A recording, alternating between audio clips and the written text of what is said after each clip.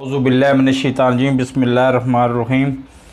आज जनाब Pakistan peoples party के चेयरमैन जनाब बिलावल भुट्टो ज़रदारी साहब ने ये फरमाया है कि हुकूमत बिल्कुल गैर मुस्तहकम हो चुकी है और आइंदा इंतख़ाबात किसी वक्त भी हो सकते हैं और आइंदा इंतख़ाबात में इंशाअल्लाह पीपल्स पार्टी कामयाबी हासिल करेगी और लोगों के मसाइल हल करेगी। बातें तो उनकी सारी ठीक हैं सिवाय एक बात के कि पूरा पिंड भी मर जाए ना नंबरदार बन के तो तू नंबरदार नहीं बनता। आपकी हरकतें ही नहीं हैं वो, आपके मतलब खदो ख्याल ही वो नहीं है कि आप वज़ीर-ए-आज़म बन सकें।